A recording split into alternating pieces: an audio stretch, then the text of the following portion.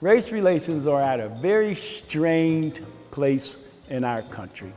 Probably the most strained they've been since the 1960s. How do we talk about race and diversity in this polarized climate? This is our attempt. We spoke with students and lifelong Hazelwood residents. We talked to local businesses and clergy. We spoke with victims of the justice system, and we spoke with people who are part of the justice system. We even sat down and talked amongst ourselves. We had one simple question that we started with. Are race relations worse or better, and why do you think that way? Through the following conversations, it is our hope that you will begin to have similar conversations with the people you encounter in your daily life. And maybe our different experiences can enrich our shared experiences.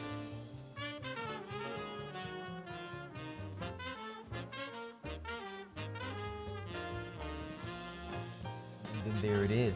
Question I have for you all now is, what is it like for you all growing up in America? And you had started talking about that with your experience. But what is it like for you growing up in this country? How do you see that? What are your personal experiences growing up in this country right now? What is the personal experience that you're having right now? Personally, I feel a little conflicted, I guess, because of course this is where I'm from. I understand that America is America and et cetera, but the problem that I'm having is the problems within America that aren't being addressed. Mm-hmm. So whenever I look back and I look at the actions of our government and I look at the actions of the people who live within our country, I get angry about it. And it makes me resent America in a way. Just like if your parents, were to do something, and you start to resent your parents. That's almost what I feel like is happening within America and different groups within America. There's that resentment. And from my personal experiences, you can see it because people are segregating themselves because they have that mindset where it's like, well, if I'm around them, this might happen, based on their experiences solely, or based on what they have seen solely. I remember another experience too, that was, I wouldn't say it was funny, but it definitely stopped me in my tracks, was when I had the opportunity to work for Starbucks. And I worked there for some time. And I remember my friend telling me that he needed a job. Mm-hmm. And I was like, just apply to Starbucks. And he was like, what, bro? I'm not doing that. He said, my name is Dre. Like, Alonzo sounds good on paper, but Dre? And it's crazy because I was like, wow. Most employers do throw away applications if the name sounds black. Wow. Interesting. With me, like I said, I like family. I have a big family, and I'm like the oldest, one of the oldest cousins. So like whenever I go out with like my family and all my younger cousins and stuff, and we're out in a public place, like I really am like really cautious of what I'm doing, and I'm like really protective and really like watching my cousins because I don't know like what can happen. Like I'm really like, y'all act good because I don't want anyone looking at us because we're already a whole bunch of black kids and we're already like, because we're loud and silly and stuff, they're gonna just assume we're some ghetto crazy people. All the stereotypes, because to me, I don't think it's ghetto to be loud and silly. That's just who I am. That's just normal. That's nothing bad. But from like different perspectives, like I'm always really cautious about it, and I'm really like aware. Like if I'm in a room or I'm somewhere like out of town or something, and there's like mainly white people, I'm very aware that I'm black and there's a whole bunch of white people, and I'm like really on my best behavior. Like I'm really cautiously thinking like, well, let me not do anything that's just gonna confirm the stereotypes that are against me, regardless if that's me or not. I'm not gonna act like that when I'm in a certain place because like I don't want anyone looking at me crazy. I don't want anyone judging my family because we're already black. That's already negative. in the way I be seeing it. That's already a negative, a takeaway. So we got to be cautious because when I'm out with my family, we get followed around stores. I walk into a Walmart the whole time. This white employees following us. I turn a corner, he's right there lurking. I turn another corner, right there lurking. I'm like, y'all don't do anything. Don't be acting loud. Don't be touching nothing. Don't do nothing. Just be good. Like, cause I don't want anyone coming around here messing with us, saying anything about us. And then like my cousins, they're like, they have one of those running mouths. So I be really like, just don't say nothing. Don't say anything, because I don't want them like, oh, look at that ghetto, she's arguing with me. I don't want that. So I really like, when I'm out and about, I'm really aware of like my surroundings, and who I'm about, and how I'm gonna act around certain people, because I definitely there is a difference. Yeah, And so that's even then, you still experience racism, even then. whenever you're on your best behavior. Even then. and that's a It's, problem in it's little, itself. yeah, it's little microaggressions. It's a problem in itself. Yeah. To be able to walk into a room and automatically feel different. That's a problem in itself. Like I went to me and my family again. We went to a Pizza Hut, and she was like, "Oh yeah, the large medium pizzas are $6.99. They're all $6.99." So we ordered a whole bunch of pizza. We're like, "Okay, good. We're going to grab it today." And then we get the check, and the pizzas are on there as $12.99. And my aunt really politely was like, "Oh, I thought they were you said the medium two-topping pizzas were $6.99. Can we like please talk to the manager and see what's going on?" And that waitress, she gonna go, it was literally that, a 30-second conversation. She's gonna go to the next table and be like, "Oh, I'm sorry, they were arguing, blah, blah, blah with me." I'm like, "Miss, no one was arguing with you, no one was being rude, and it was a 30-second conversation, you're a waitress." That made me mad, because like, even like, just that easily, like, you're, really? And we're out the West End with Pizza Hut, so you know that's a lot of white people over there anyway. So like, that made me mad, because I'm like, I can't even go to a pizza shop and have a question about, like, dude, you told me this is supposed to be this is something different, but I gotta be arguing, I gotta be ghetto and being rude. And she didn't even come out of rude at all. Like, that makes me mad. That stuff like that angers me so much. Like, Growing up with 8 siblings, it was so weird to like hear the microaggressions. You know, they'll be like, "Oh, so you guys all have the same father?" Like, and we all literally look just alike. Like, of course we have all the same mother and father. You know what I mean? Little stuff like that. Even going out to eat, we would sit down and they'd be like, "Oh, well, you're so well mannered." Like you didn't expect us to. Like you expected us to be jumping around, throwing rolls all across the. Like, what did you expect? That's just little stuff like that. That's what I noticed personally coming up. Yeah, and like it's on a bit of a tangent, but like my family has always been like really aware like of our privilege, like as an immigrant. Like something we've always like talked about is like, yeah, we're like white, educated like immigrants. That's like the easiest kind of like South African immigrant who's gonna have the easiest time here. But like, what about the Indian South Africans or like the like black South Africans? They're gonna have a totally different experience as an immigrant from what we've had. We've been so lucky. Like although we came to this country like really poor and like it was hard to start, it would have been way harder if we'd been any other type of South African. Like we are so lucky. My parents have this English sounding accent, but like for example, there's also like the Afrikaans white people in South Africa, and my mom has like talked to a few Afrikaans ladies who worked like, one of her friends, she worked customer service or something, or maybe she was like applying for a job and they didn't want her talking on the phone because of her accent. So it's just like any kind of immigrant, like honestly, like we have it so lucky, and like I totally understand how it would have been a completely different experience if I wasn't white and educated, and if I couldn't like have this American accent or anything. But like I completely understand that. And then that's something that has always been important to us, like when choosing where we live, is like choosing a diverse place to live. Like this, we loved New York. It was honestly so diverse. So was California and Seattle.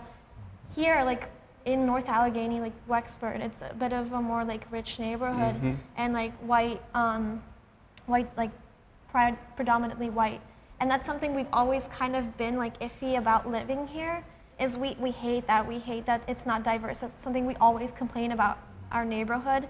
And like we've talked tons of times about moving to like more diverse neighborhoods, and it's why we we love New York. We kind of want to move back there someday because we just love how diverse it was.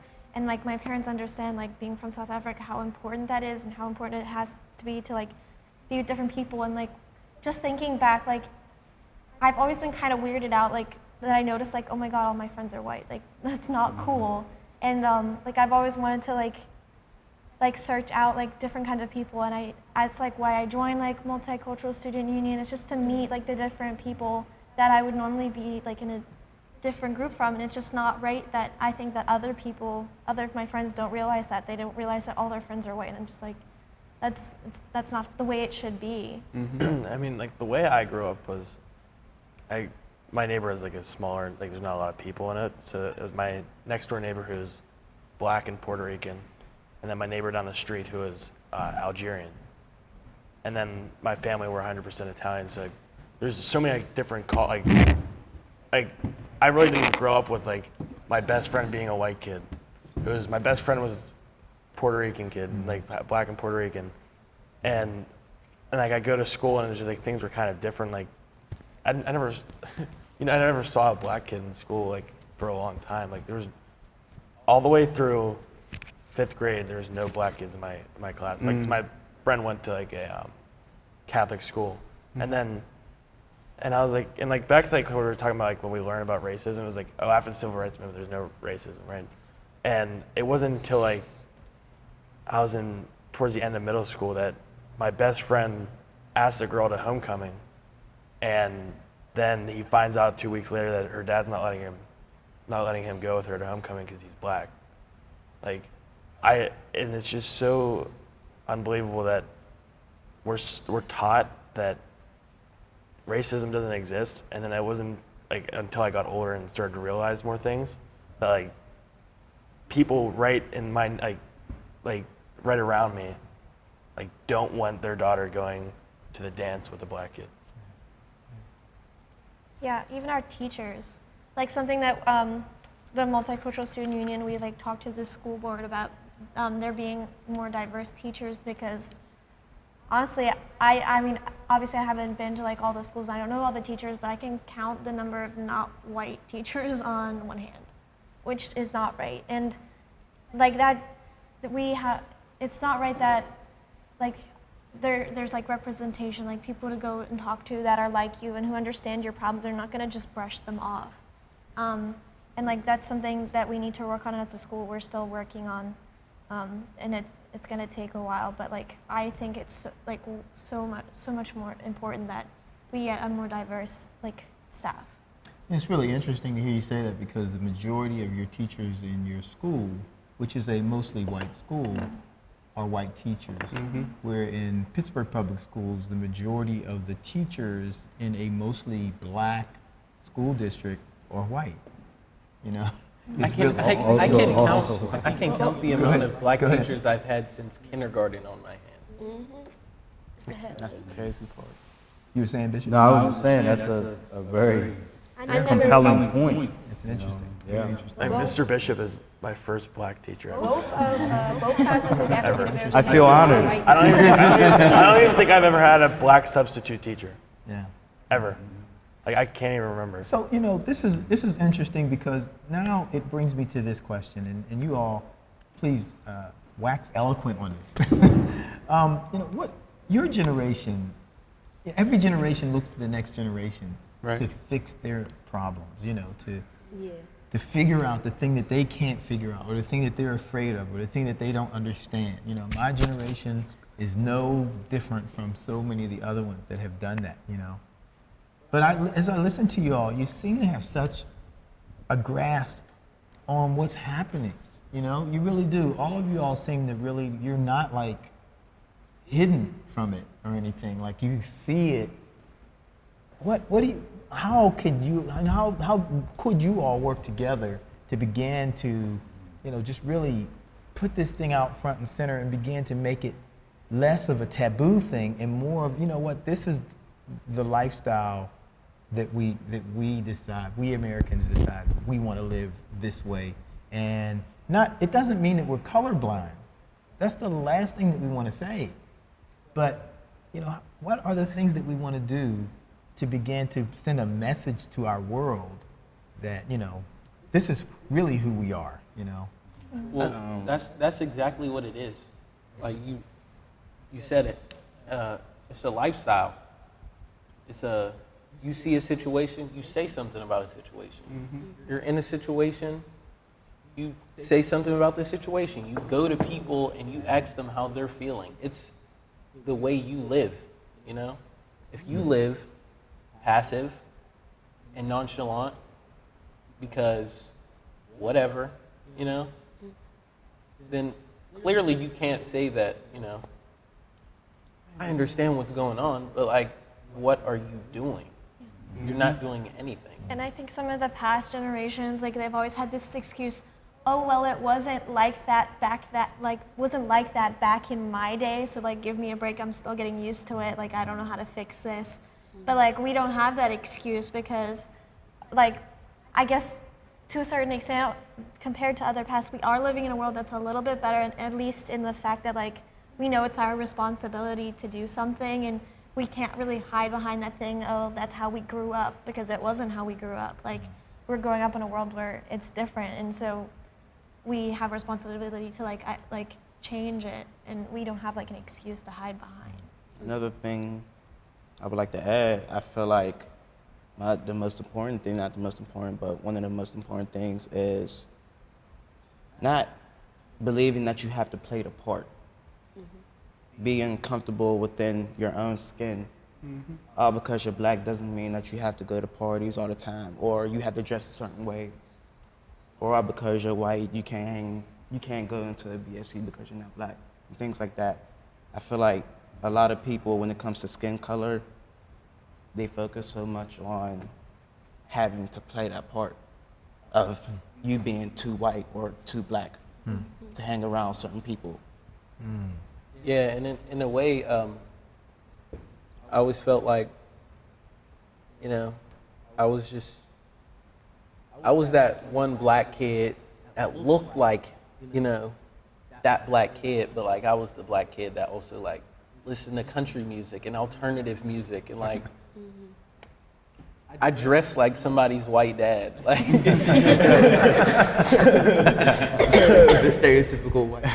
Yeah, so people would just look at me, and I was too white for the black people, too black for the white people. Exactly. And so like I was just right there in the middle, and I was conflicted, and I never really had a lot of like really close friends unless they were somewhat like me and they felt like they were in the gray area. So is that, I mean, that kind of stuff happened when we were younger. Is that happen to you all? Like if you had black friends, do you go through some pressure, or and white friends, you know?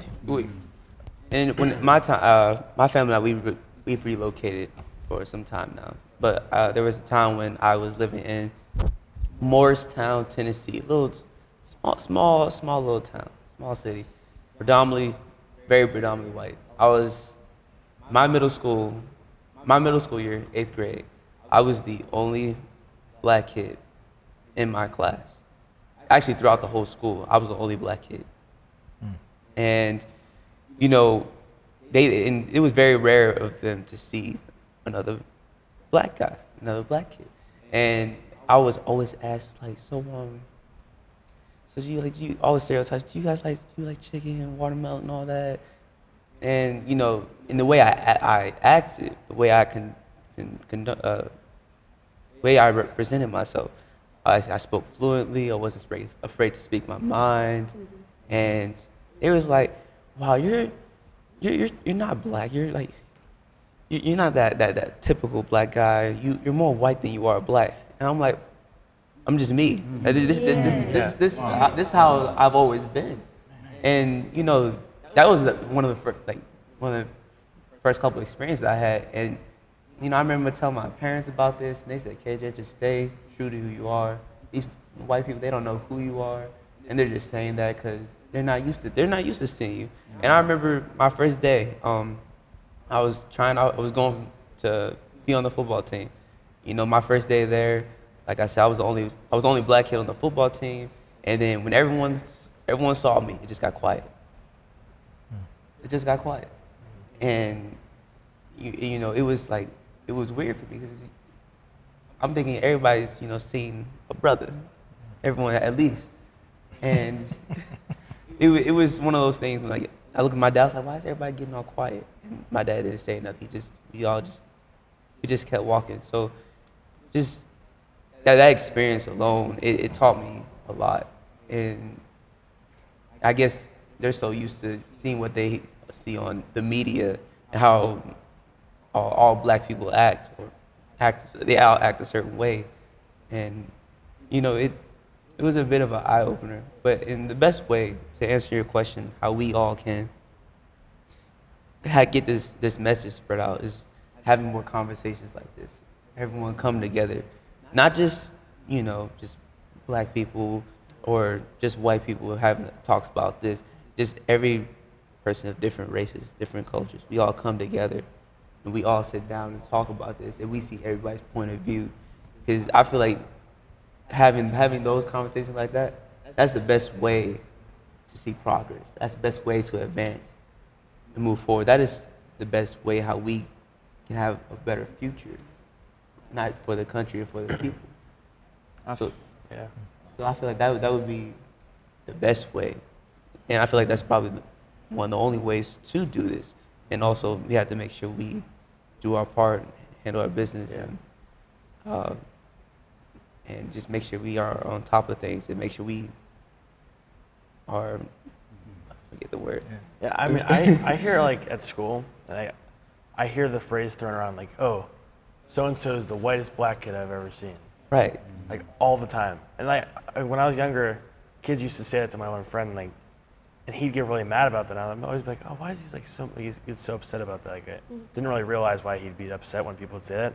But, like, he doesn't have anyone, like, to belong to if you say that. Like, you're just putting him out in a, like, so because he acts one way, he's not black anymore. Right. So what culture does he have? Like, he has no culture because he acts one way. And, like, it finally, like, dawned on me, like, my friend was, like, so upset about that. I was like, well, he doesn't feel like he belongs anywhere once people say that. And people throw that around so much, like, oh, he's the whitest black kid I've ever met. Like, the whitest black kid. So are there circumstances where you find yourself in a situation where somebody is saying you're the blackest white kid that... A lot of my friends are black. Like, so they think you're black. So people like, you're invited to the barbecue. People are always like, oh, like, why are all your friends black? Like, not all my friends are black. I'm friends with everyone. I don't care who you are. Like, you're my friend. If I don't like you as a person and you're black, I don't care that you're black. I don't like you as a person. Right. Yeah. And I feel like people don't judge people by the way, like, who they are. Right. They immediately see someone's black and they're like, oh, well, I guess he acts like that other black kid. Yeah. And it's so like everyone's like kind of put like in a big group, like a category, like, oh, you're black, so this is the things you're supposed to be doing, how you act. Because I'm constantly told, like, everyone be like, you act so white. I don't think I act white. I don't like being compared to white people. That makes me mad too. I don't like that. I'm black. That's who I am. I act like me. That's who I am. I'm black, but I act like me. I don't act like a white person. I act like myself. Like, you are. I don't know what else to tell you. You are who you are. God made you a way that you're supposed to stand out from others. And I feel like unity will be closer to reaching whenever we stop separating ourselves within our own ethnic groups. For example, the trend that light skin is better than dark skin. Yeah. At the end of the day, you're still African American. That's the thing. We like to oppress each other without even noticing it. And that's really a thing. Being as dark as I am,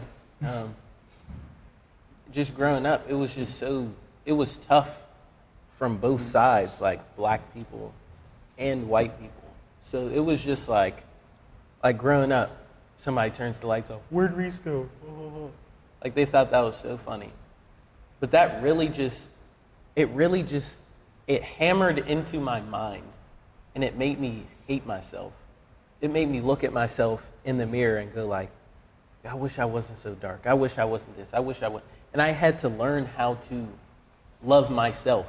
Right, because my mother has seen the same thing in me. Like, we used to have conversations all the time about the complexion of my skin. And she always told me, there's nothing wrong with you. Black is beautiful. You know, I just have to bring this out because the more you all talk, the more interested I get in your perspectives on things. So, you know, when we were coming up and somebody would, before black was the term, if somebody called you black, you got angry. You know, after we got through Negro, colored, black American, African American, Afro-American, and then the term nigger came through, okay? So the term nigger was changed to nigga, you know, and somehow people began to embrace that. So when I was listening to, what's your name again? I'm sorry. Palu. When I was listening to Palu say, Paulo. Story of my life. Right? my board of directors, president, his name is Palu. So when he kept saying Palu, I kept hearing Palu. But anyway, I kept when he was saying you're the blackest white person that I know, or you're the whitest black person I know, I was thinking, shoot, what if we embrace that stuff and just, you know, what if we disarm it by saying, you know what? We're Americans, so you might see a little bit of Italian going on here. You might see a little bit African going on here. You might see a little bit of Jamaican going on and on. You might see something Asian going on, Native American going on.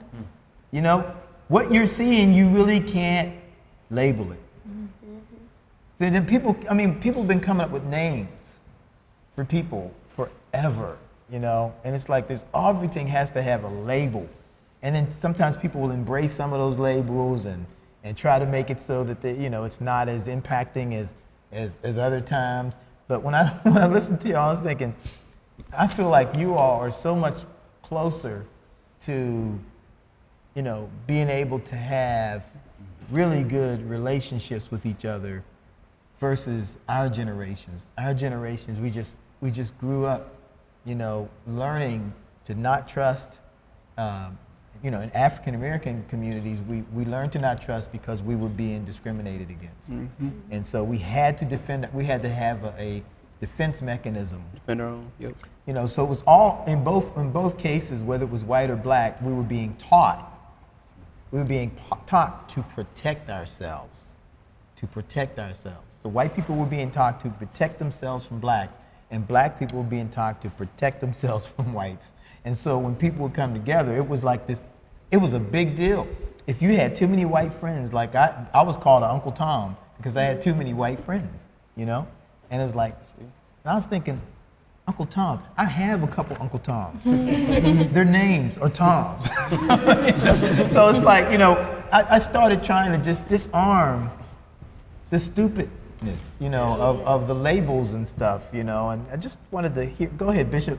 What I was thinking when everybody was talking was just how prevalent in most people's minds the concept of race is. You know, we interact and deal with our friends that way. People are talking this way in school. Everybody's got to be, like Tim said, everybody's got to be labeled. Everybody's got to be something. Yeah.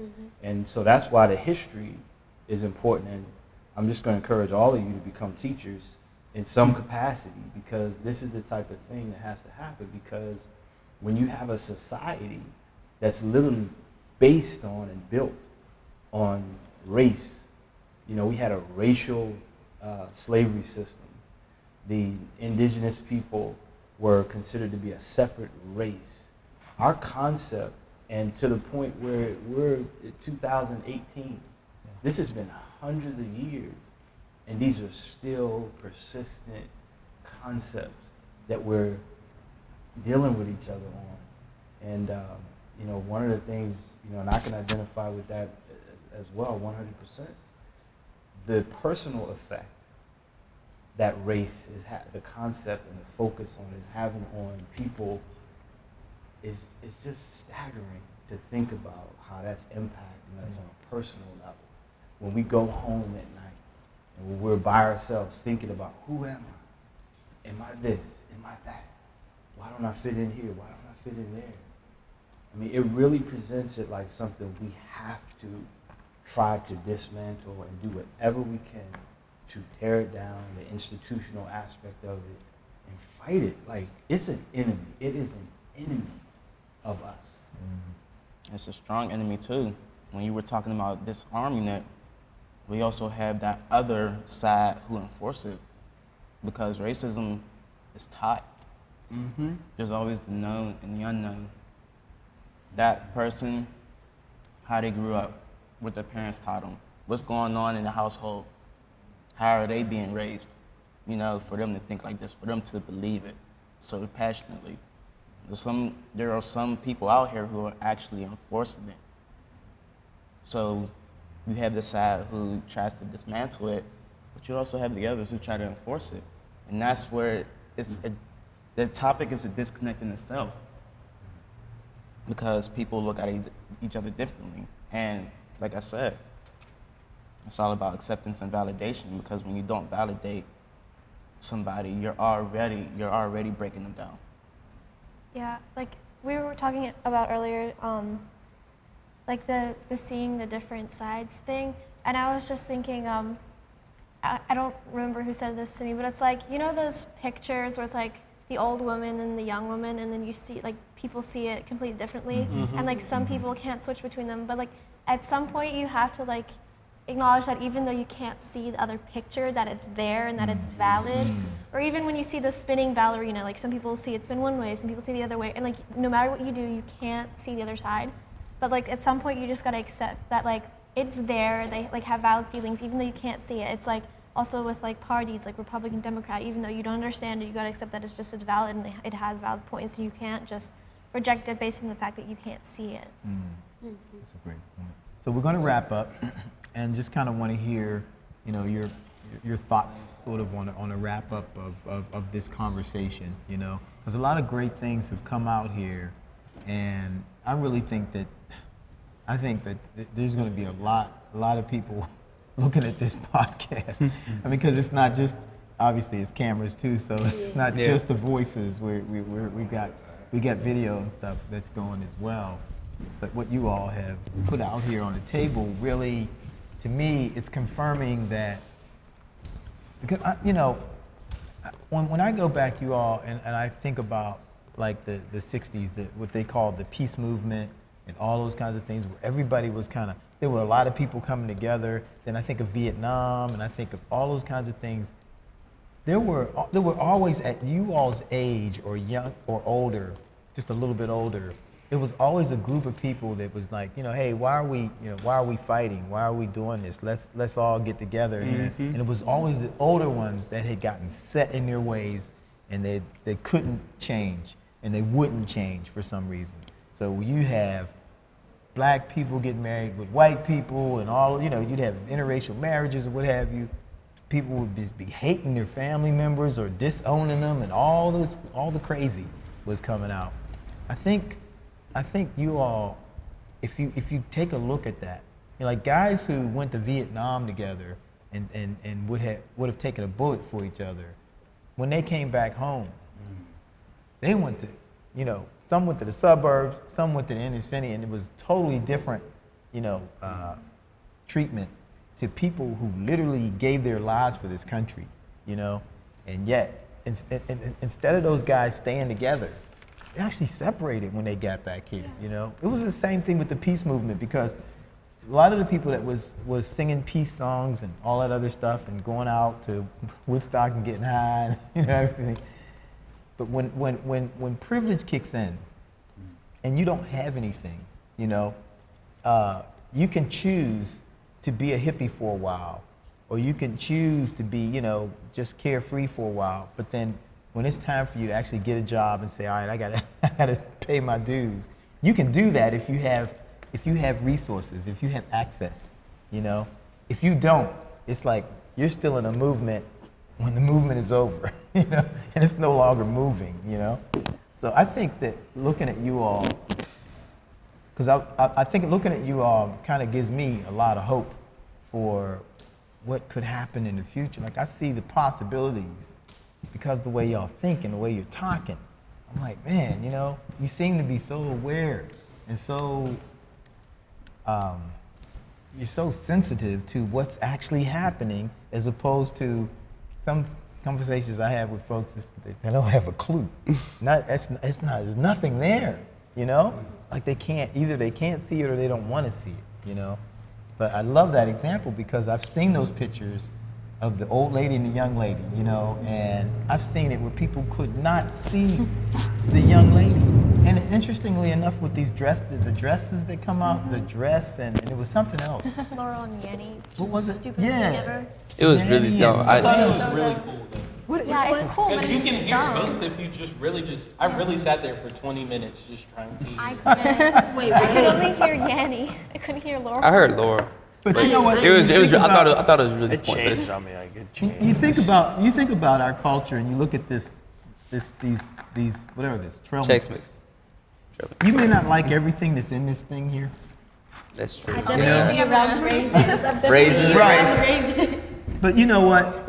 You know, we can't eat what we want and just throw everything else away. You know, we have to. You know, when it's a human being in the mix, we have to somehow have human compassion and value for human life, and we can't just throw away, you know, what we don't want, you know. So as we wrap up, as we prepare to wrap up this conversation, I want to thank all of you for really sharing your thoughts and really just kind of putting it out on the table. And I know a lot of people are going to see this podcast. It's going to go far and wide. I just kind of want to get your closing thoughts, like just your last thoughts on, you know, what you as an individual are committed to doing to see change in your world and in our world. Are you asking like how far we're willing to go, or are you just at how committed are we? Yeah, Just- where are you right now in your commitment, and what is it that you plan to do? Because you know, I don't know what you can do next week, but what will you do today? You know, what life move, what communication, you know, what text, what tweet, what will you do today that you feel will just make a difference in your world and in the world around you? Well, what I try to do is have like conversations with people. Like sometimes I talk to people on social media and like have a conversation and try to see their perspectives on things. But I really don't know how much power I have individually. But I guess just starting conversations and trying to get on like groups like this, like how we're in a group and we're talking about it, try to do more things like that. Because like we were saying earlier, like we really don't have like a good perspective on like other people, like how they see things and everything. Like we can only see it from the way like we're viewing it. So I guess I can try to have more conversations like this and keep talking to people and learning. Yeah, like it's always been important to me that like I try to surround myself with different perspectives. So that's why like I joined Multicultural Student Union, and why I wanted to do the multicultural experience, and why my family we want to move to a more diverse neighborhood. And it's just pushing past like the discomfort that I feel sometimes in being in these situations, and realizing that like for me to grow and for the people around me to grow, that I need to do that. So just continuing even in college, like finding those groups, finding different people that are unlike me. Yeah, and just realizing that I don't know what I don't know, and I don't know everything, and that it's not okay the way it is now, and I can't just sit comfortable and do nothing, because like I could, but that's not right. Yeah, I think I can agree with what Isis said. Like, a conversation goes a long way. Like, if there's kids I know that, like, they're racist, they're outright racist, and like you honestly can, like, it's hard to like make someone think one way, but when you hear someone else's perspective, it kind of hits in. And I feel like if you have a conversation with someone and give them like the way way you think or explain how, like what you've seen, I think it can change someone's perspective. I piggybacking off what you said, I was always taught, always take it piece by piece, one step at a time. So I take that, the way I took it into my own words was one person at a time. You don't have to, try to get everybody into it. You talk to one person, talk to another person, and that person will tell another person. So it's all about just getting the message out and having more conversations, like I said earlier. Having everyone come together and talk.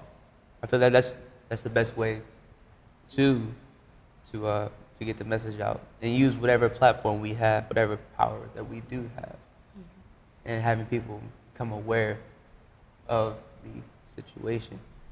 So I feel like that would be, that's my way. I think that's the best way to put it. Just use whatever power, the people try to have them get the word out, and you do whatever you can to get the message out. So I feel like that would be the best way. Like kind of what you said, like you can't expect people to come to you. Right. That's never going to happen. You have to go to them. It's the only power you have is over yourself, and you can't just like expect other people to come to you and just like you have to do something. Right. I'm not saying you gotta, as soon as you meet someone, like, hey, look, you have to see our point of view. This is what's going on. But first take the steps, get to know the person, and then as time goes on, then the person you are talking to or the group that you are with, you start to have those conversations. So that is I feel like the proper way to go about that. Where we live, a lot of people refer to it as the Wexford Bubble because a lot of us are like shielded from real life and what actually goes on for people that aren't like us. We don't really address how other people are living and what experiences they're going through.